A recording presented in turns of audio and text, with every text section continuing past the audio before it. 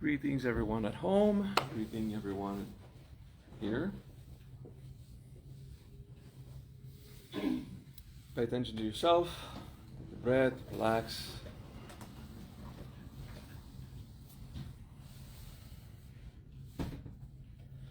And think about your stress at work. Contradicting, right? Yeah, okay.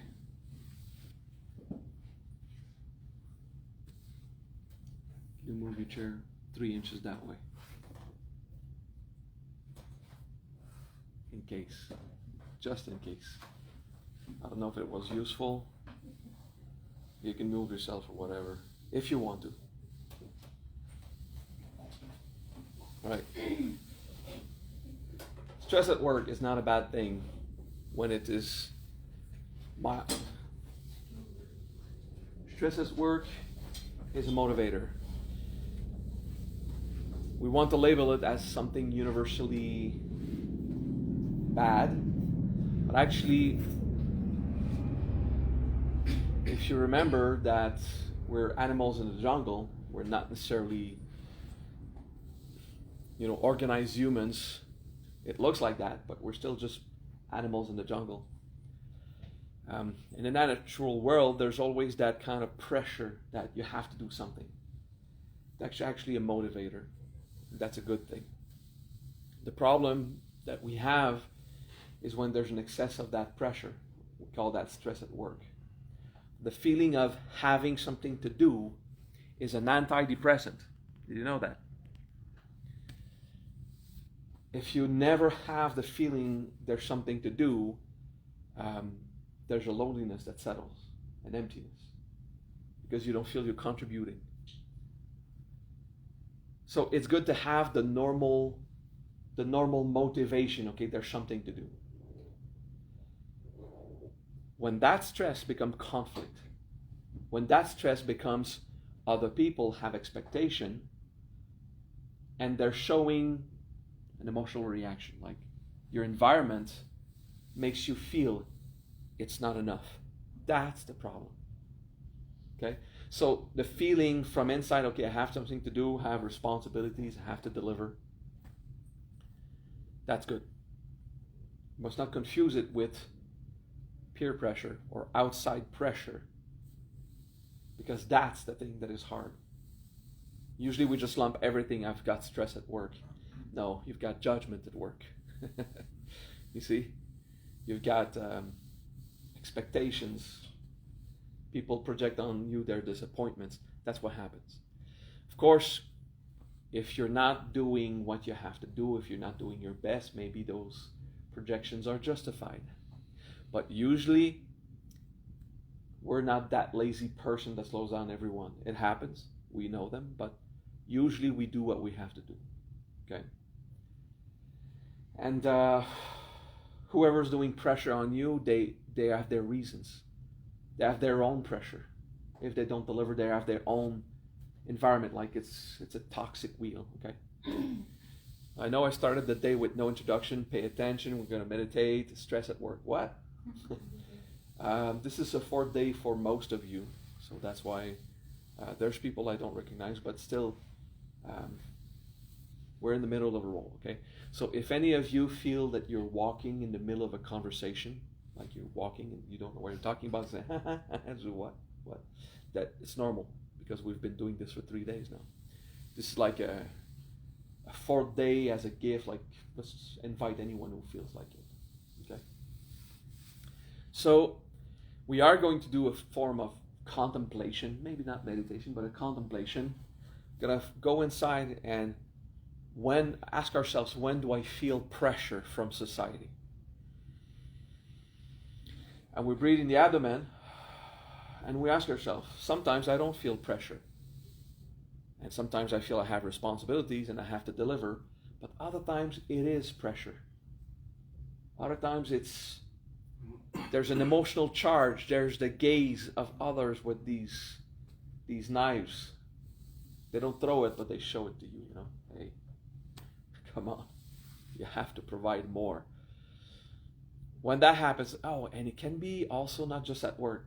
For you, it's not at work. It can be family. in the family situation. Usually friends don't expect that much. If you have a friend that puts emotional pressure, so you deliver more friendship, like what? That usually doesn't happen. But at work and in the family circle, there's the expectation of others and their hopes and false hopes or dreams.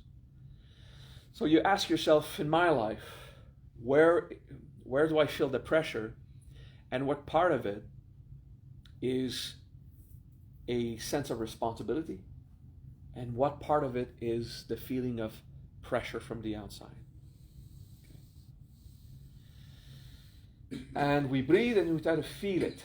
It's not enough to think it, we have to go and feel it. How does that feel? Because it's unpleasant. It's unpleasant to have that pressure, right? So it's good to take the time to feel it. Because the more you pay attention to an emotion, the more it dissolves.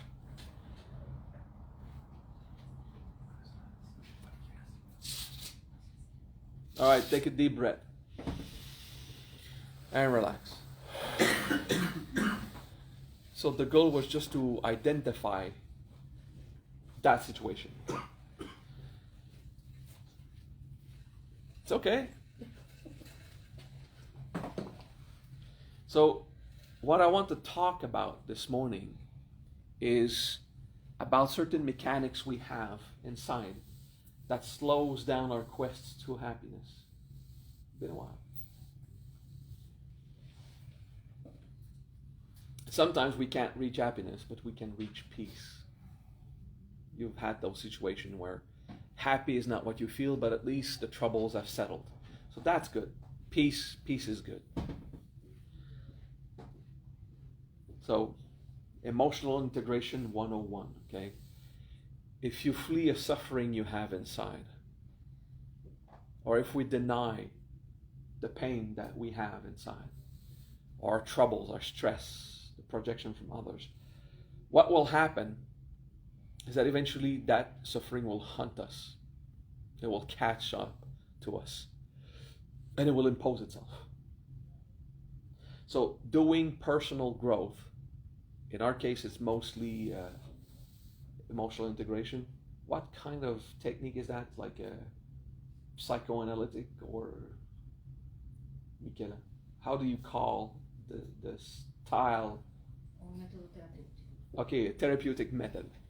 Right, that she's a psychologist, she has labels for that. It's a therapeutic method, okay? So we do emotional integration, but we do also variations on that.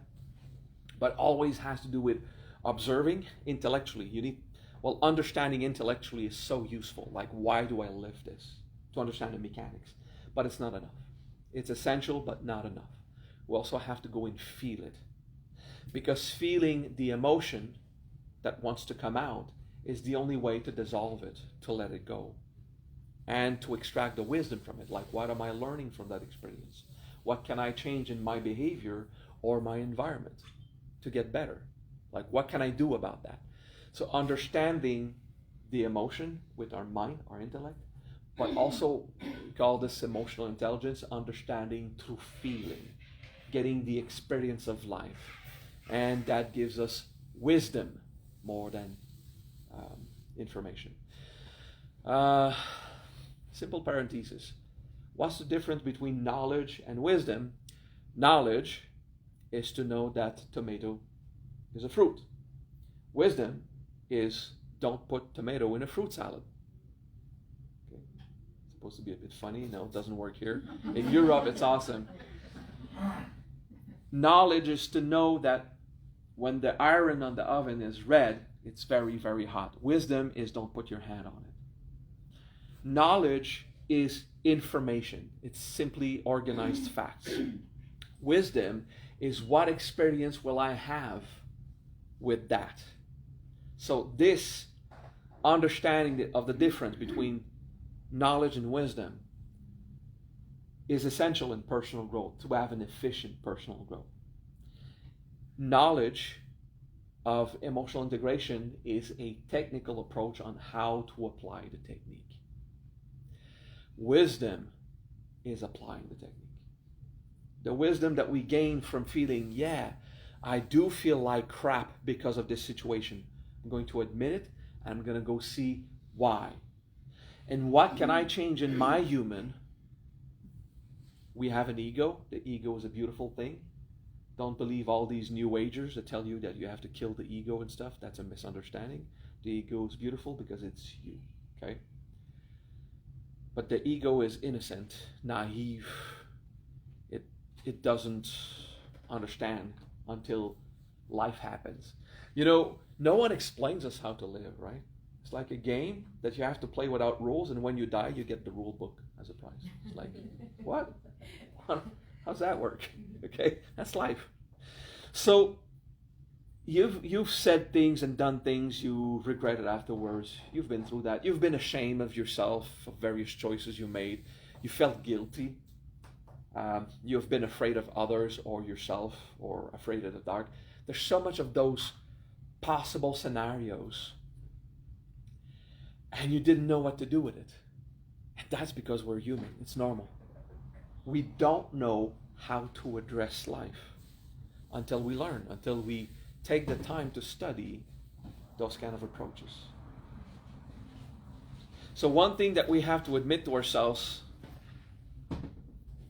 teenagers don't really realize that, but adults, we kind of realize that. If we flee or deny our emotions and our experiences, they will impose themselves on us. Like at some point, you were just managing your thing, trying to find solution, and you just started crying.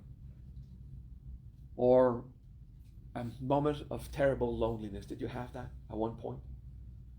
Everything was fine, and then you suddenly felt terribly alone in a darkness. And it passed. These are signs that it's time to take care of it. When we don't take care of it, when these emotions impose themselves, when they come and take over our system, and we still don't take care of it, we stay permanently in it. We call that depression or nervous breakdown, depending if it's more emotional and mental. Depression is emotional, and nervous breakdown is mental. Your head is so stuck in your head.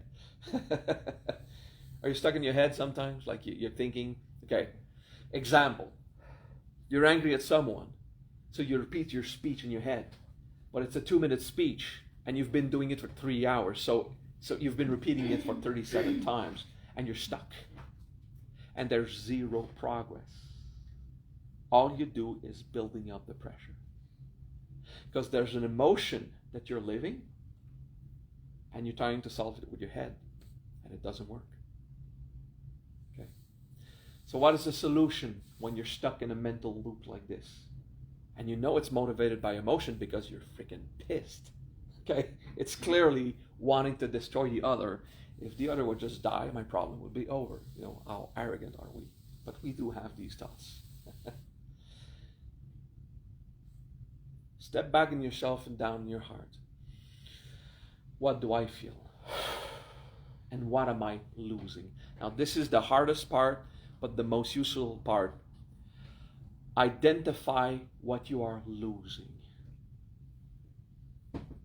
Are you losing pride, your image, your value? Are you losing money? Are you losing love and affection? What are you losing in a moment of crisis? So take a scenario in your life, a small one, a big one, something 10 years ago or yesterday, doesn't matter, where you remember you were pissed at someone or you were in distress, and ask yourself, what was I losing? And go feel it. Just take a breath and feel it. Mourn, lose, accept. It's lost anyway. If you're stuck in that emotion because it's gone anyway, there's no way you're going to get it back, so just lose it. Practice embracing the disappointment, embracing those feelings that keep you stuck in the past. Just breathe it.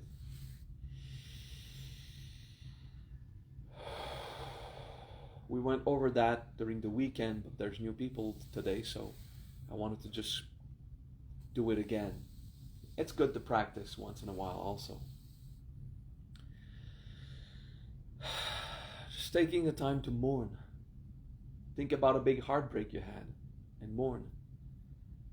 Accepting the loss.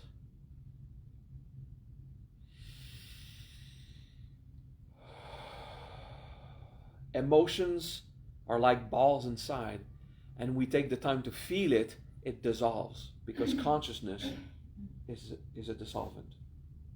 I think in English you say solvent, right? To dissolve. So this is the way to remove that emotional pressure.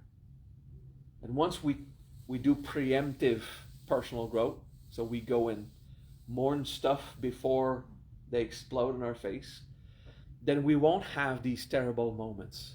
Or there will be more mild, because I still had some just not so long ago. So I understand I'm human. After 30 years of practicing this technique or something similar, 30 years of feeling my emotions, understanding my ego, learning to love myself, I'm human. I'm here. So an event happens, I react. I have emotions. So it's normal. But when you learn to read yourself, to understand, to feel, and to apply that technique, or any good technique of personal growth, we're not exclusive to evolution. There's many people who know how to do it.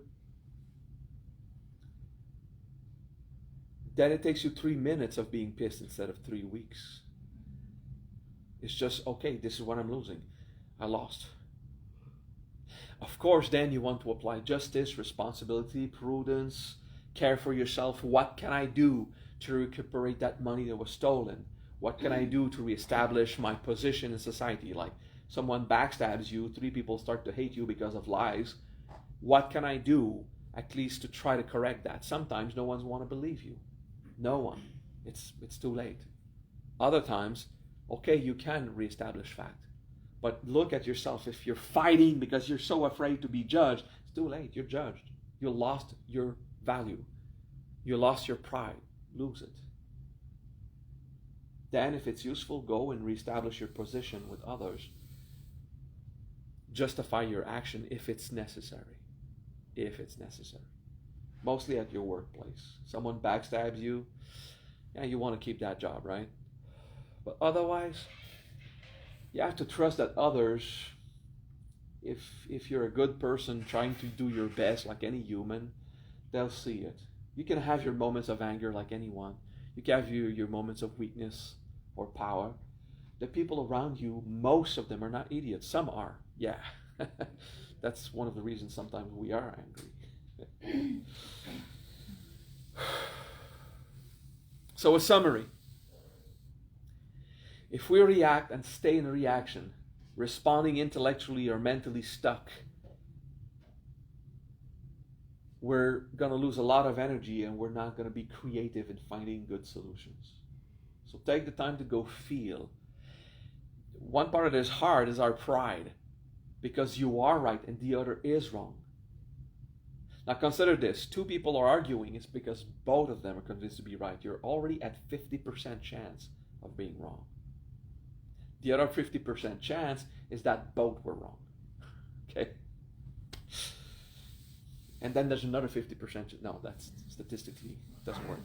You can sit comfortably if you want, yeah. I feel comfortable here. Cool. Thank you. Chill. So when you're arguing, you are right, but from your point of view. Because sometimes you have a different culture, different vision, different hopes and expectation. And then the other's right according to what they want from you. Because both people are right, actually. And that's a cause of suffering. Winning a fight like that is a cause of suffering. If you understand what you want from the other, you'll understand why you're disappointed. Think about it. We want stuff from others, right? It happens. Money, sex, affection, attention, validation, fun. Then we don't have it. If you understand what you really want from the others, you'll know what to mourn.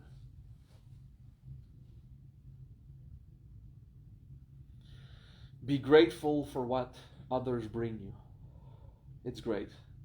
And what they won't bring you, they won't, whether you fight or not. What others have decided not to give you, they won't.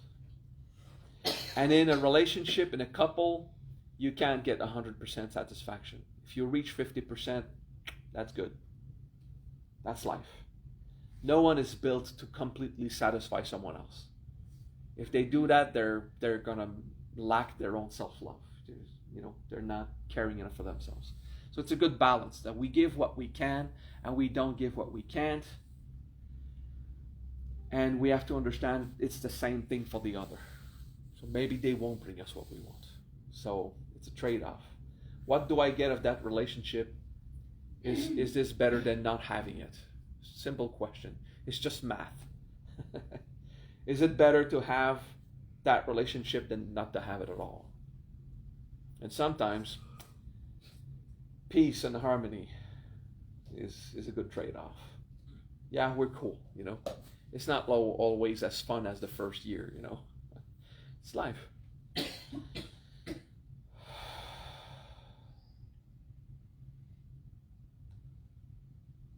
Humans, we're naturally greedy. It's difficult to accept, I won't have everything I want. Well, if you want something, go work for it. Like, do steps. Find a way to make it happen. And sometimes it's not going to happen, so just let it go. You see, it's a balance. We don't want to use personal growth as a reason to become a victim of the world. Oh, I'll just mourn everything, so I won't want anything, and then I'll be poor and loveless and abandoned, and it doesn't matter, just mourn it. Yeah, well, enjoy the ride, man. We're here to live. Find a way to get something out of life, and find people that do want to offer you something, some joy, some relationship, some friendship. Find a boss who wants to give you the money. Find a way for the trade to happen. So it's a balance. If all we do is emotional integration and therapy all the time, then all we're going to see is stuff to resolve, and then we're always broken, and we're always wrong, and there's always another bug to resolve, and we're going to have a negative image of ourselves. So it's important to do personal growth, because without it, we go depressed. And it builds sickness faster, and it has psychological consequences, psychosomatic health issues, But if we always do emotional integration, then we're missing on the other parts, like having fun in life, So it's a good balance. Cool? All right. That was the introduction for today. Now we're going to fix a point on the floor for 3 hours. Vipassana, like good Buddhists. Some Buddhist traditions say we're not Buddhist at all because we're not like them. Well, that's mostly a Tibetan Buddhist that say, you're not Buddhist, there's nothing Buddhist in what you do. Well, pretty much everything I teach, I can find the sutra where Sakyamuni spoke about it. Not all of it, but most. But maybe they didn't read that sutra. So, we're Buddhist, and we're a school. Now it's time to present for those who are new. It takes 3 minutes, so it's not complicated. We're not a religion, we're a school. Our goal is just to teach. The Mahajriya Buddhist tradition is a contact list. It's just a list of email and names so we can say, hey, the next event is there. That's it. It's not an institution in which we start to believe. Do you understand what I mean? We're an amateur club of philosophy. Okay, we're like a garage club, but the garage was too small, so we come into a room. Okay, and that's how we should see our tradition. Although we do have prayers and mantras and spiritual practice when we ordain priests and we do all of this stuff, so we really do look like a religion. Yeah, because we're Buddhists. We do that. But our goal is to transmit the Dharma, the wisdom, to transmit these techniques on how to find peace and then how to find happiness. Because sometimes happiness is harder to find, but peace is pretty good then instead of just being troubled. So you use us. You use me as a tool. You learn, and once you're done, you throw me in the garbage. Like I'm just a thing you put in the box. Okay. So I don't need this prestige of being the great master that you bow to. It's okay. I found my joy inside. I don't need yours. I found my love inside. I don't need yours. We're good. You find your love. I want you to find your love. I've got mine. I'm cool. And I've got hers too, so it's awesome.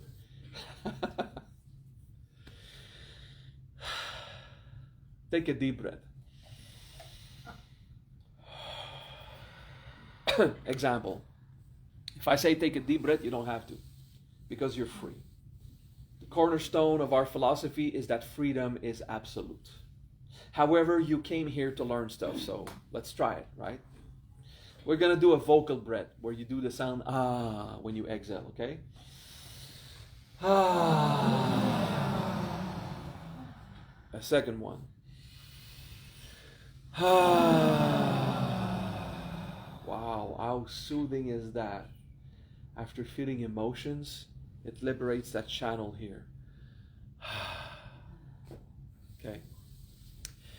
So sometimes you want to just want to let go of that pressure, but you don't do it for weeks. So then the imposes itself on you. It sounds like and you're crying. Okay, that's what happens. So the vocal breath is a release that when you get to the point of crying is that the pressure is so high that it goes bang, and there's a resistance that causes the that kind of sound, which is actually healthy to cry because it means at least it's coming out. After a good cry, you feel relieved, right? But when crying imposes itself on us, is because we have not done the other steps that crying imposes, which is feel it and let it out. So before you get to this point, which is crying is still nice. I've cried, I think, a month ago. It happens, it happened by surprise, and bam, I was crying, and I'm feeling stuff for my mom who is getting old and sick and whatever. So we learn to go feel our emotions in silence. No drama, no crying, no reason to attract attention. Oh, poor me, please, people, look at how much I suffer so I can be loved more. Do it for yourself. Just feel. What do I feel? What can I identify? Is it because I'm pretentious that I'm disappointed I didn't get the attention? Like someone doesn't seem to validate me or give me my place. Good. Is it because he's an asshole or because I'm needy? It's good to look at me inside. Do I have a behavior that caused me to be disappointed to the other? Or is it just really the other? It's a good question to ask yourself. When someone has a problem with you but no one else, maybe the other is wrong. But if 17 people have a problem with you, maybe it's you, So sometimes it's good to say, okay, look, do I have a behavior in my ego that caused me to blame them for not giving me attention? Maybe there's something inside, that I could look at and see, if I'm greedy for attention. It's just a good question to ask ourselves. If I am the one who can change something, why not do it? Now you have to think about it. Even if the other is wrong, I'm the one suffering. Even if it's the other who is angry at me, even if it's the other who is full of shit, I'm the one reacting with the pain. So even if you are right, take care of it. The ego, the intellect will have a reflex. Why should I resolve anything? He's the asshole. Well, you should resolve it because you're the one suffering from his assholeness. You're the one in pain that he called you an idiot. You're the one reacting to it. Okay, why do I need someone's validation so much that when they think I'm an idiot, it breaks me? Can I not just find my own value in knowing myself? Like, am I an idiot just because he said it? No. I'm an idiot because I recognize it. Yeah, I was an idiot now. Boom. Take charge. When someone says you're an idiot, they're probably right in some ways. Just go look at it, It's all that mechanics of saying, hey, let's take responsibility. What What can I do because I'm the one living the suffering, the insult? But then if someone steals your money, or someone doesn't give you the paycheck you deserve, or it's then justice is also a virtue, prudence, equity, to respect the deal, responsibility. That's good. You have to go and resolve it. But the emotion you have, do you want to talk to your boss with extreme anger, or do you want to talk to your boss with a sense of responsibility and clarity? Just resolve your problem emotionally. I feel abused. In this situation, the other is the abuser. Good. It's not me who's the victim. Good. I mean, we settled that, but now I feel abused. How's that feel? Abandonment, rejection. Just embrace, feel it. So you won't have to project it in the other. Then say, hey, according to our agreement, I think we're missing stuff. Do you want to look at the numbers, please? And then she's like, oh yeah, cool. Instead of going, how your boss feels is, oh, thank you so much for looking at it. Like, I feel respected now. That is rectified. The boss likes it. If you go, hey, asshole, you owe me 10 more. Hey, So even if you don't say, hey, asshole, you have these eyes, you're sending the message. How does he like to have an employee like that? It's like, oh, come on, what do you want? Yes, my mistake, my bad, okay, cool. But it didn't need to become a combat, So resolve your shit, your situation, your emotion, and then go rectify the iniquities in life. Go, you have to do it. You have to clarify, to talk, feel that you're in harmony. That's good, that's prudent, that's wise. But you don't need to make it into a war. We naturally make it into a war, even if you don't want to. I don't want to do a war, but I'm so angry at you. It comes out, you see? So resolve your stuff. And resolve it inside and resolve it outside. And sometimes there's no time to resolve it inside. There's an emergency, an accident just happened. The error was done now. If you don't correct it now, you're going to lose it. Go be proactive, resolve it outside. But remember, there's that reaction still there inside. Then you do the therapy later, Do you understand what I mean? It's life sometimes takes you by surprise. Manage responsibly, and then correct the thing inside. How did I feel in that? And was I responsible of a part of the mistake or no? Sometimes you're not. Yeah, it's life. Sometimes you are. You have to just take your responsibility, but not take someone else's responsibility. A lot of New Agers just think I manifest everything. Well, you manifest a lot of things, but not everything. So if something happens to you, I'm going to sit and integrate before I resolve anything because, I produced that. I manifested that. Sometimes a cigar is just a cigar. Sometimes it's just like, hey, the guy next to the Pope was wearing blue jeans. I'm wearing blue jeans. I've got a relationship with the Pope. You said, what? We make connections that are completely sci-fi, completely random.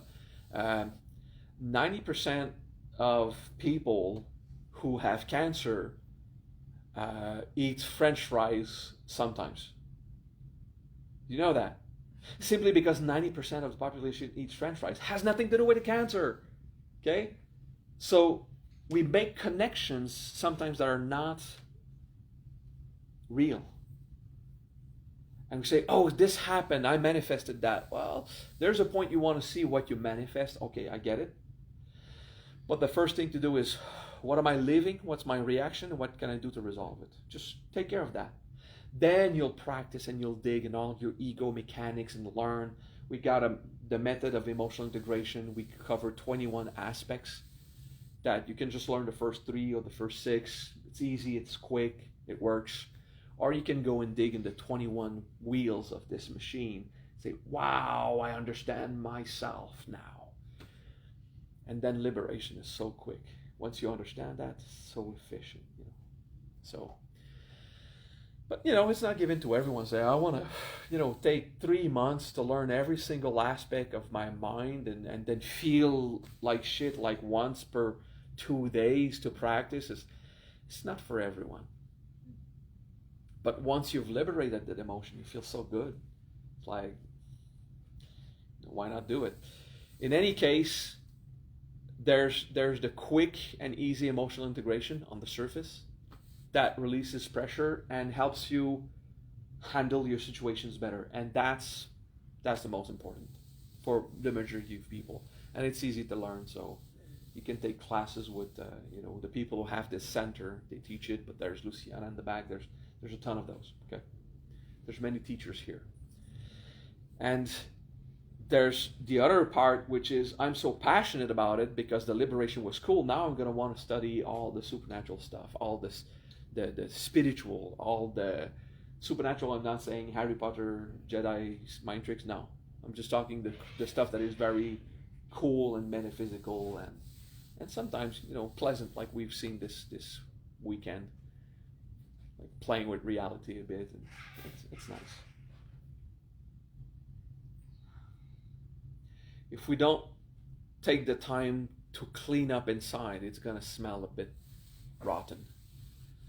If we don't take the time to feel and understand what we are, it will come out as anger crisis or crying. So out of nowhere you start to cry, or out of nowhere you start to be angry and shout at people. You've done that also. And sometimes it's crying, sadness, sometimes it's anger. Someone says something, it's not that bad, but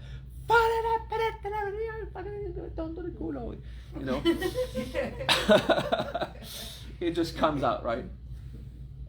Like you have an intense aggressive reaction, at least verbally, and oh no, that's I didn't want to do that, but I kind of did it, so it is because we don't resolve it once in a while. And after a good moment of personal growth and therapy, let's do one together again. Just because it clears this right here. It just clears the mass here. So it won't need to impose itself on us. So imagine normal humans wait until a week-long depression. Some it's 3-year depression. Some is to the point of I'd rather die to feel that. Suicidal thoughts. How long do we so stuck in the intellectual aspect that we completely disregard the emotional aspect of life? And that's critical to be happy. Happy is an emotion. It's a feeling. All right. 3-way we usually deny something is by pride. No, not me. Shame. Oh, I hope no one finds out. Or fear. Oh my God, I can't face that. Okay. Pride, shame, fear.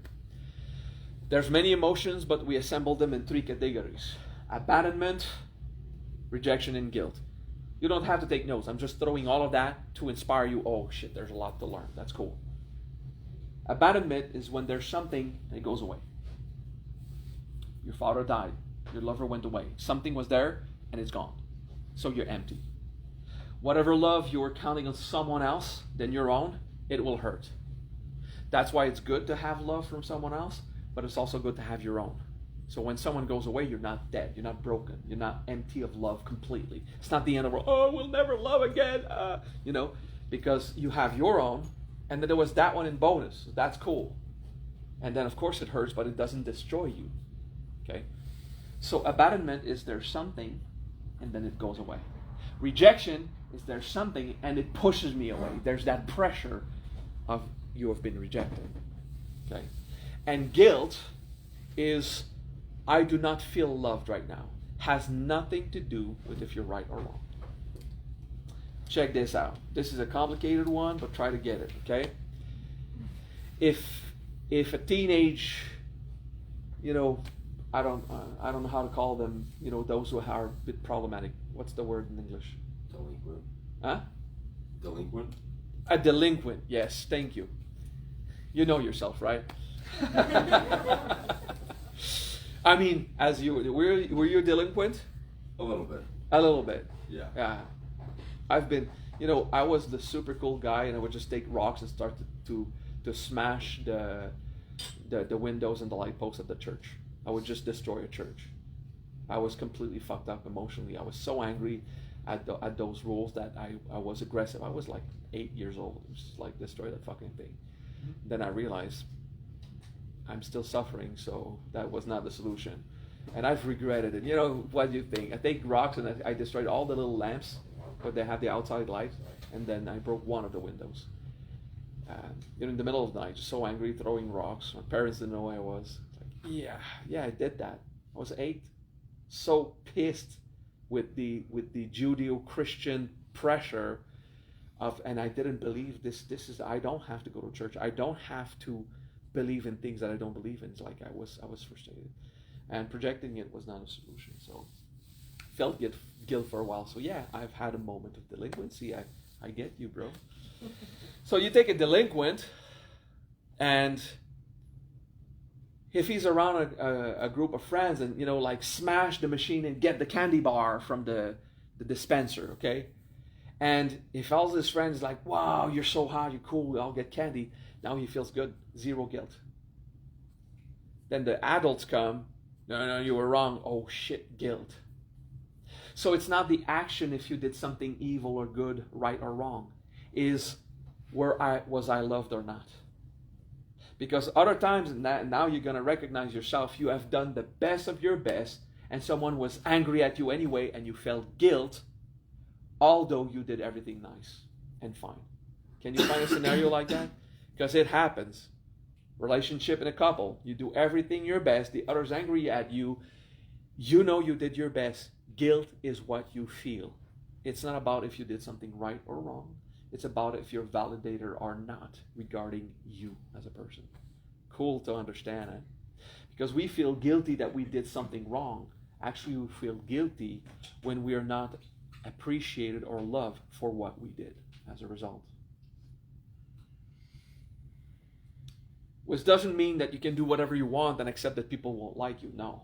Because there's also compassion, respect the others, harmony in the world. That's important. Okay. But your emotion of guilt, you're going to have it if you're not loved, or if you're, even worse, hated for who you are, whether you did something nice or not, good or bad. It's time to have a little break. Let's have 13 minutes, so see you at 11 El Paso time.